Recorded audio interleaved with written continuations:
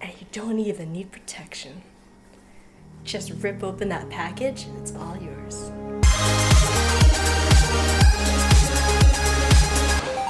Hey everyone, this is Quickie Games and we are talking about another Quickie Games special. Today we are talking about Valentine's games to play with someone else that is just not yourself. No one likes to play with themselves. Yes, you do. Getting ready for a date night fright night? Date? Yeah. If they took a video game and made it into a board game, you've got it right here. Zombicide. Together you're fighting against zombies, trying to fight off the horde. There's a whole campaign of missions for you to fight together on. Just like in a video game, you can level up your character. The more zombies you kill, the stronger you are. But watch out, the more you kill, the more zombies there are. And before you know it, you are surrounded by a horde. Oh my god, zombies! That's where teamwork comes in. Try and work together, live together, love each other together. Together forever. Next up is another game that you can play when you're tired of working together and you just want to want to squish each other with love, like a big bear hug, and you just want to take the life out of them. They just can't be shared with other people. You may think this game is beautiful, you may think it's relaxing, but when you play with two people, it gets down to the dirty. In the mean way. You're both trying to compete to have the most gorgeous and wonderful journey from Edo to Tokaido. You could pass by the bath springs. You can try and get some souvenirs. Just like a real couple, you're going to be arguing about your vacation together. Only one person can have fun. The other person could go fuck themselves. No, put that ramen down. That doesn't belong to you. What do you think you're doing? That's my Hello Kitty doll.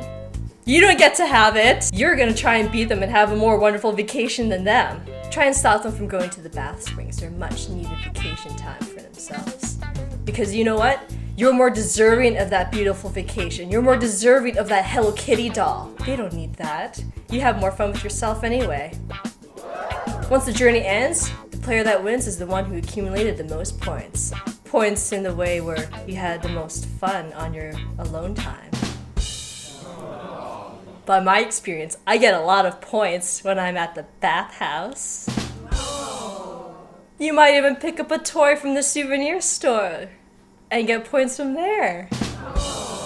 Quickie Games, your place to shop for euphemisms. Next up is another really mean game. Hey, that's my fish! This game is where you are playing as penguins, trying to collect as much fish as you possibly can. You're trying to cut each other off because every time you move from one tile to the other, it gets removed from the game. Try and screw over the other player and make sure that they get on a smaller piece of ice than you. Then all the fish are yours, you greedy, greedy bitch. Penguins can get hot too. From the pressure of trying to get the fish because hey, that's my fucking fish. Even though it's a cold game, you can feel just how hot it is. If you're sick of fighting with each other and being mean to each other, this game might be for you. It's called Patchwork. It's about making a quilt. But wait, it's actually a fucking mean game, just like everything else, because you want to demolish each other. You're the one who gets to win all the fights, because you know what? You're the one who's right. Assert your dominance and pee on them. Oh my god, Carol, what the fuck? For all you grandmas out there, this game is about making a quilt. And you're trying to collect these Tetris-like tiles that are all these wonky shapes and sizes. You're trying to make sure that your quilt is better than the other person's because you know what? You're just good at everything. You're better at everything than the other person. Even at making quilts. This is a game where your currency is in buttons. Who doesn't want all the buttons? And this is the only game where it's actually okay to have negative points. Unlike some people who score 30 and are that much better at making quilts than the other person. You know, this person right here. Just like in real life, it takes time to make a quilt. Whenever the time runs out, you're left with the quilt that you've made. It may be splotchy, it might have patches, and it might have holes, but you know what? It's yours, so embrace it. Now for a game that is actually a little bit more on the lax side. It's a game called Carcassonne. It's Carcassonne! Hey!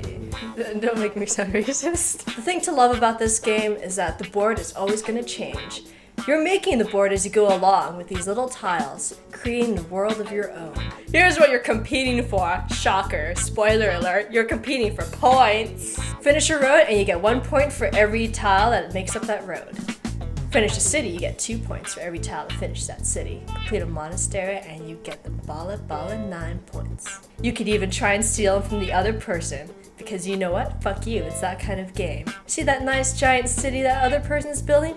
Wouldn't it be a shame if I just took those points? It's a whole wonderful, beautiful land of fantasy and dreams, and it's all crushed by the fact that I won. I like to win in all my relationships. And these are the games that we have chosen for the perfect date night. Quiet and at home with just the two of you. What could you possibly do when both of you are at home together? Play a board game, that's what you do. You either make up or you break up, both of them. Have fun together playing these games, and for once, you don't have to play by yourself. Because you know what? It takes two to make one person happy.